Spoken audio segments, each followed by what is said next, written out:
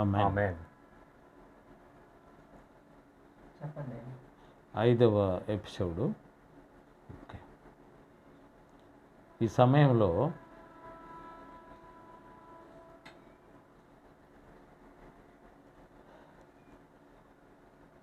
మనం మాట్లాడుకునేటువంటి విషయము इस समय जो हम बात करने वाले हैं, మానవుడు తన జీవితంలో పొందేటువంటి ఒక ఆధ్యాత్మికమైన ఆశీర్వాదాన్ని గురించి మాట్లాడుకొనబోతూ ఉన్నాం. जो मनुष्य है अपने जीवन में, आध्यात्मिक जीवन में जो आशीषित जो पाता है, उसके बारे में हम आज बात करेंगे. మనుష్యుడు జన్మించవలెను అనేటువంటి సందర్భము చాలా ఆశ్చర్యంగా ఉంటుంది. और मनुष्य को जन्म लेना है, इस विषय में अब हम सोचते हैं तो बहुत ही आश्चर्यजनक बात मुझे नज़र आती है. మనుష్యుడు జన్మించేటువంటి విషయంలో और मनुष्य जन्म लेने के बारे में దేవుడు మానవుణ్ణి మరలా జన్మించమని హెచ్చరిస్తూ ఉన్నాడు. और परमेश्वर मनुष्य को दोबारा से जन्म लेने के लिए यानी पुनर्जन्म की बात परमेश्वर करता है. అది మానవుని వలన సాధ్యమవుతుంది అని యేసు ప్రభువారు చెప్పి ఉన్నారు.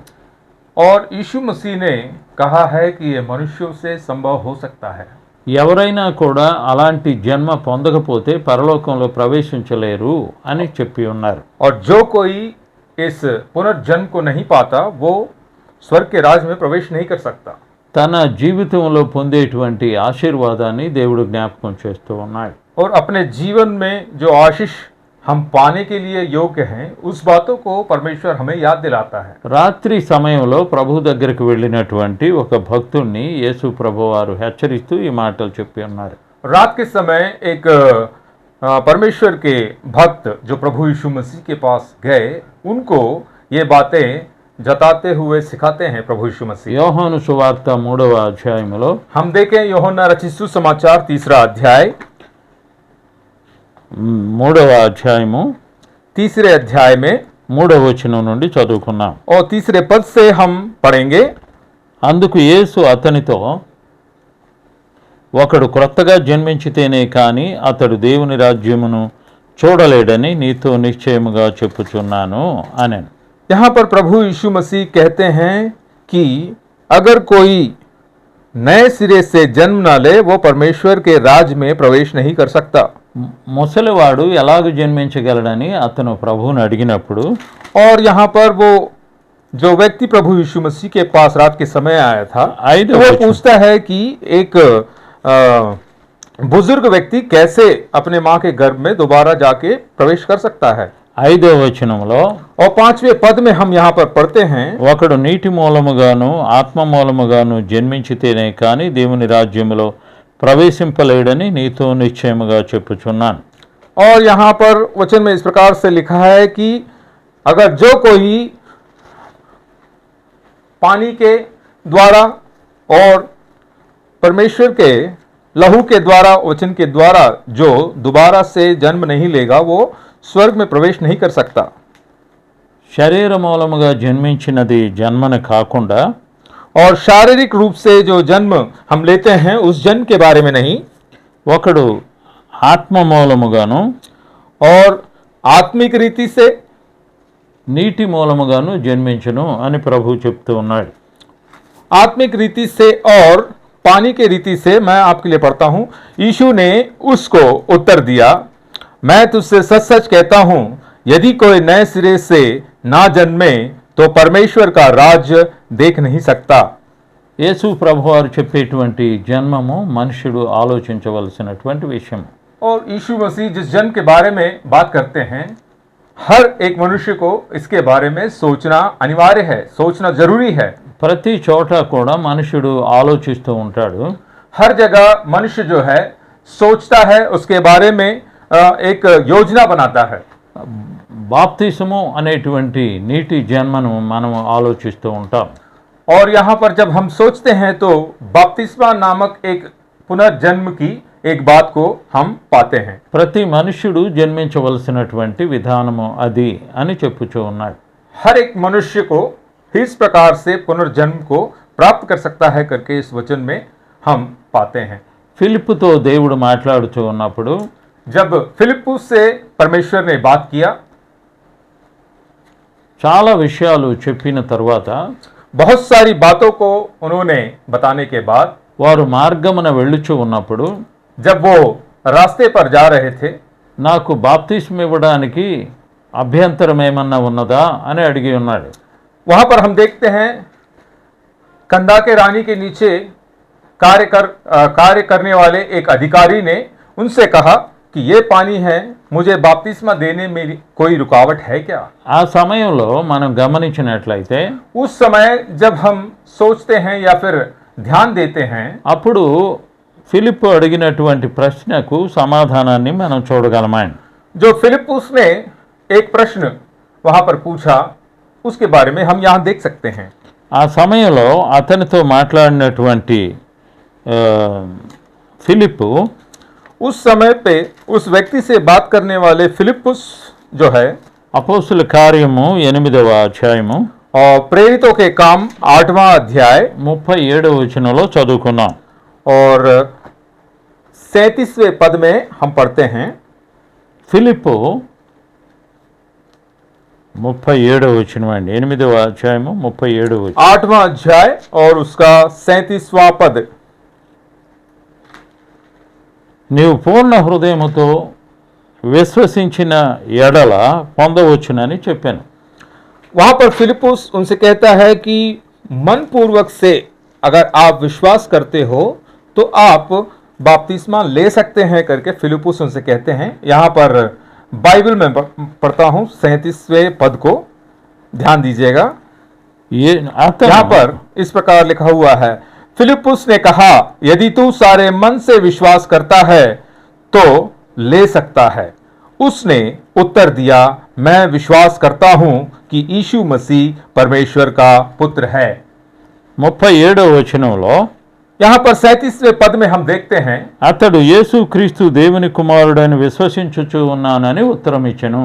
यहां पर वो व्यक्ति कहता है कि यीशु मसीह परमेश्वर का पुत्र है करके मैं विश्वास करता हूं करके उसने उत्तर दिया. ఫిలిప్పు నపుంసకుడును और यहां पर फिलिप्पुस और वो नपुंसक जो व्यक्ति था, వారు నీళ్లలో ఫిలిప్పు నపుంసకుడు ఇద్దరును నీళ్లలోనికి దిగిరి. అంతటా ఫిలిప్పు అతనికి బాప్తిసం ఇచ్చాను. यहां पर हम देखते हैं कि फिलिप्पुस तो ले सकता है, उसने उत्तर दिया, मैं विश्वास करता हूं. तब उसने रथ खड़ा करने की आज्ञा दी और फिलिप्पुस और खोजा दोनों जल में उतर पड़े और उसने खोजा को बपतिस्मा दिया. వారు నీళ్లలో నుండి వెడలి వచ్చినప్పుడు ప్రభు ఆత్మ ఫిలిప్పును కొనిపోయాను. यहां पर जब हम देखते हैं, जब वे जल में से निकलकर ऊपर आए तो प्रभु का आत्मा फिलिप्पुस को उठा ले गया. అక్కడ జరిగినటువంటి సందర్భాన్ని మనం ఆలోచించి ఉన్నప్పుడు जो वहां पर जो उन दोनों के बीच में जो गुजरा है, जब उसके बारे में जब हम सोचते हैं, అక్కడ ఆ సందర్భములో నపుంసకుడు ఫిలిప్పుని అడిగినటువంటి విషయాన్ని మనం ఆలోచించుదాం. उस समय जो खोजा ने फिलिप्पुस से पूछा, उसके बारे में हम विचार करें. నాకు బాప్తిసం ఇమ్మని చెప్పినటువంటి ఫిలిప్పు जो फिलिप्पुस से उसने पूछा कि मुझे बपतिस्मा दो, అప్పుడు ప్రభువుని నువ్వు నమ్ముతున్నావా అని అడిగి ఉన్నాడు. और फिलिप्पुस ने उस खोजे से पूछा कि परमेश्वर पर तुम विश्वास करते हो. భక్తులు నేర్చుకుని ఉన్నటువంటి పాఠం ఏంటంటే और यहां पर परमेश्वर के सेवकों ने जो सीखा हुआ है वो पाठ क्या है, వారు దేవుణ్ణి ప్రభువుని అంగీకరించారో లేదా అనే విషయాన్ని అడుగుతూ ఉన్నారు. वहां पर जो भक्त लोग हैं, जो परमेश्वर के भविष्यवक्ता लोग हैं, वो ये पूछते हैं, उन्होंने ये सीखा है कि क्या तुम परमेश्वर को विश्वास करते हो या अंगीकार करते हो करके पूछते हैं. వారు విశ్వసించినప్పుడే బాప్తిసం ఇచ్చి ఉన్నారు. जब उन्होंने विश्वास किया तभी उन्होंने बपतिस्मा दिया. క్రైస్తవులకు బాప్తిసము అన్నటువంటిది చాలా ముఖ్యమైన విషయంగా చెప్తూ ఉన్నారు.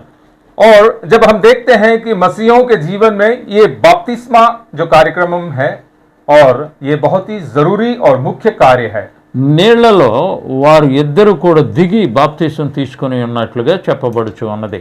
हम यहाँ पर देखते हैं कि दोनों पानी के अंदर उतरे और उसके पश्चात उन्होंने बपतिस्मा लिया నీళ్లలో నుండి వాళ్ళిద్దరూ కూడా బయటికి వచ్చినట్లుగా చెప్పబడి ఉన్నది. और पानी में से वो दोनों बाहर बपतिस्मा के बाद निकल आए. బాప్తీసం యొక్క గుర్తు ఏంటంటే మరొక జన్మ ఎత్తటానికి వారికి ఇచ్చి ఉన్నటువంటి ఒక గుర్తు అయి ఉన్నది. और इस बपतिस्मा का मतलब ये है कि पुनर्जन्म लेने के लिए ये एक चिन्ह के रूप में हमें दिया गया है. వారు बपतिस्मा। బాప్తీసము ద్వారా वो बपतिस्मा के द्वारा వారు మరొక జన్మ ఎత్తినట్లుగా గమనించవలసి ఉన్నారు. एक और नए जीवन को उन्होंने प्राप्त किया है. इस बारे में हम जानने वाले हो सके. బాప్తీసము అన్నటువంటిది ఒక ప్రత్యేకమైనటువంటి గుర్తుగా చెప్పబడుచు ఉన్నది. और ये जो बपतिस्मा है एक भिन्न और अलग से एक पहचानने योग्य चिन्ह है. ఈ బాప్తీసము ద్వారా इस बपतिस्मा के द्वारा వారు మరొక జన్మ ఎత్తినట్లుగా ఆలోచిస్తూ ఉంటారు. इस बपतिस्मा के द्वारा वो ये ध्यान में रखते हैं कि उन्होंने एक दोबारा से जन्म लिया है. వారు బాప్తీసము పొందిన తరువాత उन्होंने बपतिस्मा लेने के बाद పరిశుద్ధాత్ముని పొందినట్లుగా మనం గమనించవలసి ఉన్నాం. और हम यहाँ पर ध्यान रखें कि उन्होंने पवित्र आत्मा को धारण किया या उन्होंने पा लिया. పరిశుద్ధాత్ముని పొందడానికి వారు బాప్తీసము పొంది ఉన్నట్లుగా మనం చూస్తూ ఉన్నాం.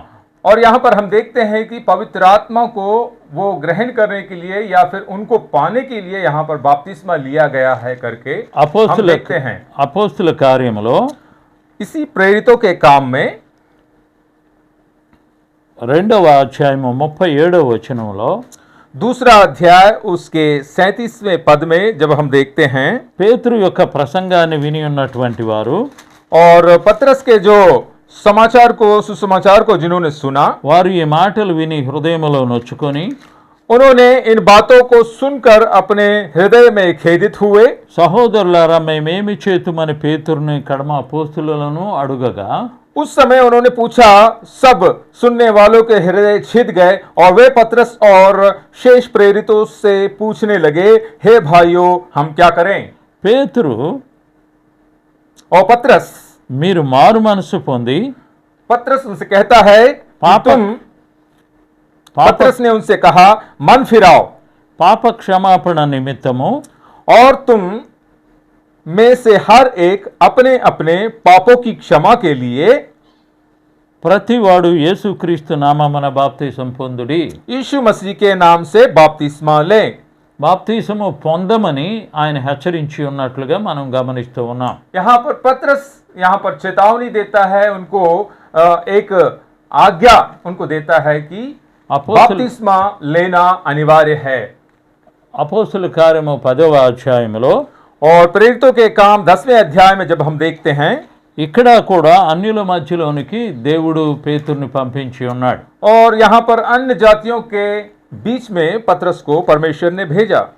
పేతురు యొక్క బోధ విన్నవారందరూ కూడా పరిశుద్ధాత్మని పొంది ఉన్నారు అనే మాటలు మనం చదువుతూ ఉన్నాం. और जो हम बाइबल में पढ़ते हैं कि जितनों ने भी पतरस का सुसमाचार सुना उन सारे लोगों ने पवित्र आत्मा को प्राप्त किया है. इस वचन में हमें यहाँ पर निर्धारित होता है. ఆ సమయంలో పేతురు ఇచ్చినటువంటి హెచ్చరిక उस समय जो पतरस ने जो उनको चेतावनी दी వారు బాప్తిసం పొందక ముందే పరిశుద్ధాత్మని పొంది ఉన్నారు. और वो बपतिस्मा लेने से पहले ही पवित्र आत्मा को पा चुके थे. ఆ సమయంలో పేతురు చెప్పినటువంటి మాటలు उस समय पे जो पतरस ने जो बातें उनसे कहा 10వ అధ్యాయము 47వ వచనంలో जब हम देखते हैं 10वें अध्याय के అపోస్తుల 47वें पद में అపోస్తుల కార్యము 10వ అధ్యాయము 47వ వచనం. यहाँ पर हम देखते हैं प्रेरितों के काम 10वां अध्याय और 47वां पद. అప్పుడు అందుకు పేతురు क्यों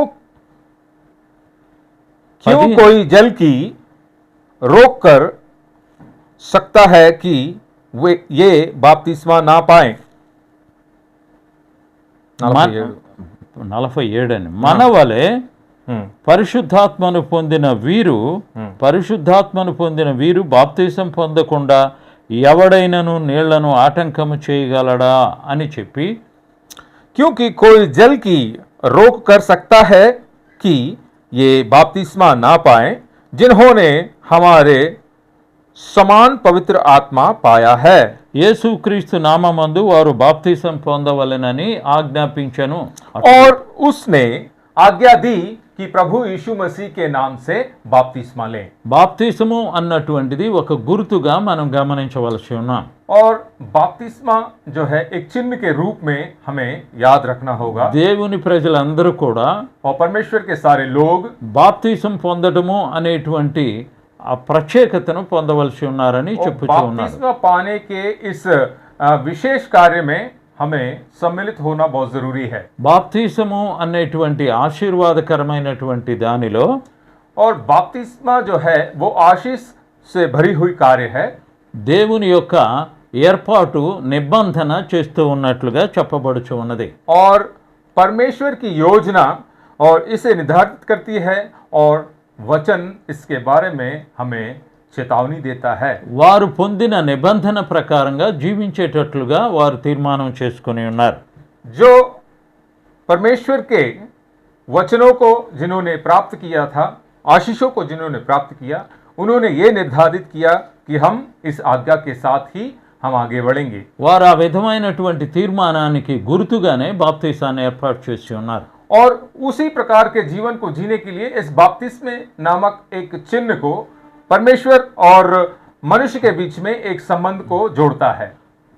మరి భక్తులు ఇచ్చేటువంటి ఆ నమూనాలో ఉన్న ఆశీర్వాదాన్ని और जो परमेश्वर के भक्त हैं जो उस चिन्ह में जो आशीष रखा हुआ है, దేవుడిచ్చినటువంటి ఆ మాట ప్రకారంగా और परमेश्वर ने जो बात उन्होंने दिया, దేవుడు పెట్టిన నిబంధన ప్రకారముగా और परमेश्वर ने जिस वाचा को हमारे बीच में रखा, వారు ప్రభువుని అంగీకరించిన వెంటనే బాప్తిసము పొంది ఉన్నారు. जितनों ने परमेश्वर को ग्रहण किया उतनों ने तुरंत बपतिस्मा लिया। ఆ విధమైనటువంటి ఏర్పాటు ఆది కాలములో ప్రారంభమై ఉన్నది. और इस प्रकार के उस कार्य को आरंभ से ही ये शुरू हुआ। అదే విధముగా క్రైస్తవులందరూ కూడా బాప్తిసం తీసుకుంటూ ఉంటారు. और इसी प्रकार से मसीही लोग भी बपतिस्मा लेते रहते हैं। ఆ బాప్తిసం అనేటువంటి ఈ కార్యక్రమం ద్వారా इस बपतिस्मा के कार्यक्रम के द्वारा వారి యొక్క శారీర సంబంధమైనటువంటి అపరాధాలన్నీ కూడా పోయినట్లుగా భావిస్తూ ఉన్నారు. हम देखते हैं कि उनके शारीरिक रूप से जितने भी अपराध हैं वो सारे उसमें धुल जाते हैं। అవన్నీ కూడా పోయినప్పుడు वो सारी बातें जब चली जाती हैं, అపోస్తుల కార్యముల్లో మనము ఆలోచించి ఉన్నట్లయితే अगर इस प्रेरितों के कार्यों में हम विचार करें, देखें 15వ అధ్యాయములో 15वें अध्याय में వారు ఏ విధముగా బాప్తిసము పొంది ఉన్నారో ఇక్కడ చెప్పబడుచు ఉన్న किस విషయాన్ని प्रकार చూద్దాం. से उन्होंने बपतिस्मा लिया वो इस अध्याय में हम पढ़ सकते हैं। 15వ అధ్యాయము మొదటి వచనములో 15वें अध्याय के पहले पद में మీరు యోదయ నుండి వచ్చి మీరు మోషే నియమించిన ఆచారము చొప్పున సున్నతి పొందితేనే కాని రక్షణ పొందలేరని సహోదరులకు బోధించిరి. यहाँ पर हम देखते हैं कि पहले पद में फिर कुछ लोग यहूदियों से आकर भाइयों को सिखाने लगे, यदि मूसा की रीति पर तुम्हारा खतना ना हो तो तुम उद्धार नहीं पा सकते। అక్కడ చెప్పబడినటువంటి సందర్భంలో जिस विषय में यहाँ पर बात किया गया है, 9వ వచనంలో ఒక మాట ఉన్నదండి. और उसी विषय में 9वें पद में जब हम एक बात को पढ़ते हैं, వారి హృదయములను విశ్వాసము వలన పవిత్రపరిచి మనకును వారికిని ఏ భేదము కనుబరచలేదు. और विश्वास के द्वारा उनके मन शुद्ध करके हम में और उन में कुछ भेद ना रखा।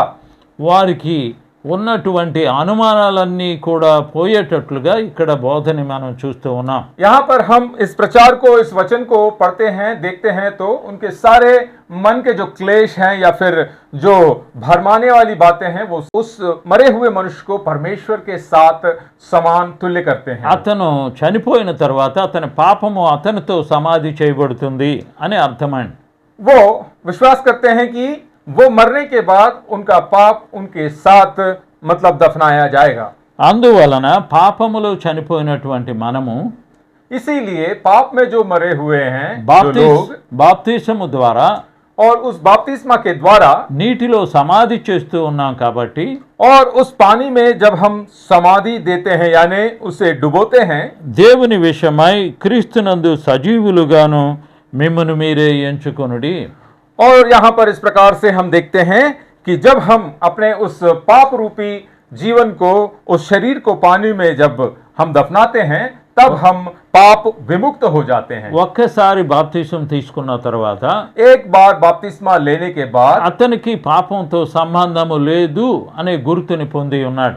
और एक बार जब किसी ने बपतिस्मा लिया, वो एक चिन्ह को प्राप्त करता है कि उसके साथ अब पाप का जीवन किसी भी प्रकार से उसके साथ नहीं है। బాప్తిసం ఎలాగ తీసుకున్నారు అనేది మనం ఆలోచించి ఉన్నప్పుడు और जब हम सोचते हैं, विचार करते हैं कि किस प्रकार से बपतिस्मा लिया है, వారు నీళ్లలోనికి వెళ్ళిన తరువాత वो जब पानी में उतरे, ముంచి వేసి ఉన్నట్లుగా మనం చూస్తూ ఉన్నాం. उनको पूरी तरीके से डुबो दिया करके हम देखते हैं। బాప్తిసం అనగానే నీళ్లలో ముంచడము అని గమనించవలసి ఉన్నాం. बपतिस्मा का मतलब यह है कि पानी में उनको पूरी तरीके से डुबोना। అతని యొక్క పాపమంతా కూడా మునిగిపోతూ ఉన్నది కాబట్టి उनका सारा पाप जो है उसमें दफना दिया जाता है। అతను పరిశుద్ధుడుగా లేపబడినట్లుగా మనం గమనించుచూ ఉన్నాం. जब दोबारा वो उस पानी से ऊपर आता है तो वो पवित्र जन के रूप में वो ऊपर आता है। అతని పాత జీవితం అంతా కూడా సమాధి చేయబడి ఉన్నది. उसका पुराना जीवन और वो पुराने जो कार्य हैं उसको समाधि, जल की समाधि के अंदर उसको दफनाया गया। అది మానవుడి జీవితంలో ఒక విలువైన దినము. और मनुष्य के जीवन में एक ग्रहण योग्य और विशेष दिन है। అతని యొక్క పాపమంతా కూడా उसका सारा पाप నీరు అనేటువంటి దానిలో తుడిచివేస్తూ ఉన్నాడు. पानी, इस पदार्थ में, पानी यानी इस पदार्थ में उन सारे पापों को धो दिया जाता है। అవి ఎప్పుడు కూడా దేవుడు జ్ఞాపకం చేసుకొనడు అనేటువంటి గుర్తుని మనం పొందటానికి ఏర్పాటు చేయబడి ఉన్నది. और परमेश्वर ने इसे इसीलिए उन्होंने तैयार किया कि जो पाप हमने किए थे उसको पानी के द्वारा धोने के कारण परमेश्वर दोबारा कभी उन पापों को याद नहीं रखेगा।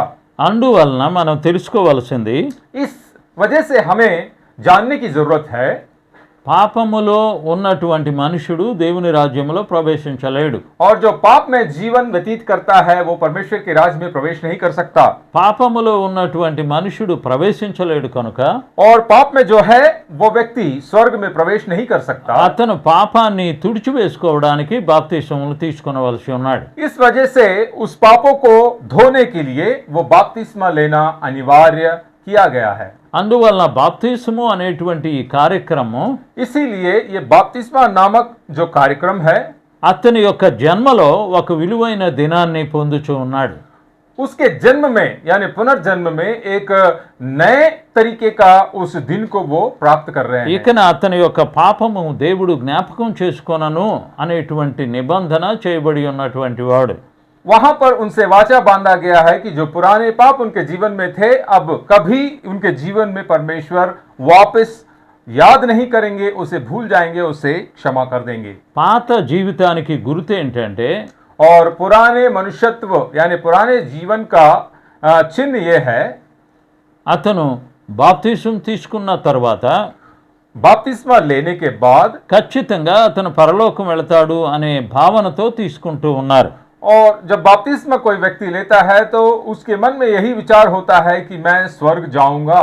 ఏ ఆత్మనైతే అతను పొంది ఉన్నాడో और जिस आत्मा को उस व्यक्ति ने वहां पर प्राप्त किया है, ఆ ఆత్మే అతని పరలోకానికి తీసుకుని వెళుతుంది అని और నమ్ముతూ ఉన్నాడు. वही आत्मा यानी परमेश्वर का सहायक आत्मा वही उसे स्वर्ग ले जा सकता है। పరిశుద్ధాత్ముని అతను పొంది ఉన్నప్పుడు पवित्र आत्मा को जब उसने पाया చనిపోయినటువంటి ఆ మనుషుణ్ణి और मृतक उस व्यक्ति को మరలా దేవుడు दोबारा से परमेश्वर, అతనికి మరొక జన్మనిచ్చినట్లుగా చెప్పబడుచు ఉన్నది. और यहाँ पर वचन में हमें बताता है कि दूसरे जन्म को उस मरे हुए व्यक्ति से हटाकर एक दूसरे जन्म को उस व्यक्ति को परमेश्वर ने दिया। క్రీస్తుని ఎప్పుడైతే అతను పొంది ఉన్నాడో जब परमेश्वर को उसने पा लिया అందుకనే 8వ అధ్యాయం రోమీలకు రాసినటువంటి పత్రిక 11వ వచనంలో చెప్తూ ఉన్నాడు. रोमियो की पत्री 8वां अध्याय 11वें पद में यहाँ पर इस प्रकार से कहा गया है, మృతులలో నుండి యేసుని లేపిన వాని ఆత్మ 11వ వచనంలో यदि उसी का आत्मा जिसने यीशु को मरे हुओं में से जिलाया, యేసుని మీలో నివసించిన ఎడల మృతులలో నుండి క్రీస్తు యేసును లేపినవాడు చావునకు లోనైన మీ శరీరములను కూడా మీలో నివసించుచు ఉన్న తన ఆత్మ ద్వారా జీవింపచేయును. तुम में सब बसा हुआ है, तो जिसने मसीह को मरे हुओं में से जिलाया वह तुम्हारी नश्वर देहों को भी अपने आत्मा के द्वारा जो तुम में बसा हुआ है जिलाएगा। మనం నమ్మవలసినటువంటి సత్యాన్ని ఇక్కడ ప్రకటించుచు ఉన్నారు. जिस बात के ऊपर विश्वास करना है, जिस बात के ऊपर हमें निर्धारित एक विचार करना है, यहाँ पर लिखा गया है, ప్రభు ఇచ్చినటువంటి ఆత్మతో అతను లేవబోతూ ఉన్నాడు. और यहाँ पर हम देखते हैं कि परमेश्वर ने जो आत्मा दिया है, प्रभु ने उस आत्मा के द्वारा वो जिलाया जाएगा। అతను చావునకు భయపడేవాడు కాదు. वो मृत्यु से डरने वालों में से नहीं होगा। ఎందువల్ల అంటే అతను మరలా లేస్తాడు అనే నమ్మకంతో ప్రభునందు నిద్రించుచూ ఉన్నాడు. क्योंकि दोबारा वो जी उठाया जाएगा, इसीलिए वो प्रभु में सोते हैं। ఆ విషయాన్ని మనం నమ్ముచు బాప్తిసం తీసుకుంటూ ఉన్నాం. उस विषय को हम विश्वास करते हैं और उसी रीति से हम बपतिस्मा भी लेते हैं। ప్రార్థన చేసుకొని ముగించుకున్నాం. हम प्रार्थना करेंगे और इस सभा को यहाँ पर समाप्त करेंगे। ఘనుడైన దేవా, ओ धर्मी परमेश्वर, మీ దయ చొప్పున మీరు అనుగ్రహించి ఉన్న ఆశీర్వాదకరమైన వచనాలకై వందనాలు చెల్లిస్తూ और ఉన్నాం. आपकी दया के लिए जो आशीष से भरे हुए वचन हैं, उन सारे वचनों के लिए आपको धन्यवाद और गुणवाद करते हैं। మేము నీటి ద్వారా ఆత్మ ద్వారా జన్మించని ఎడల और हम यदि पानी के और आत्मा के द्वारा ना जन्मे, మీ రాజ్యములో ప్రవేశించలేరని మీరు సెలవిచ్చి ఉన్నారు. और आपने आज्ञा दिया है कि बिना उस आत्मा के और पानी के द्वारा हम जन्म ना लें तो आपके राज्य में हम प्रवेश नहीं कर सकते। విని ఉన్న ప్రతి ఆత్మను మీ యందు రక్షణ పొందటానికి సహాయాన్ని దాయిచేయండి. और जितनों ने इन वचनों को सुना, होने दीजिए कि आप में वो आत्माएं बचाई जाएं। యేసు ప్రభువారి అతి పరిశుద్ధ నామమున అడుగుచూ ఉన్నాము తండ్రి. पवित्र यीशु मसीह के नाम से मांगते हैं प्यारे पिता, आमेन।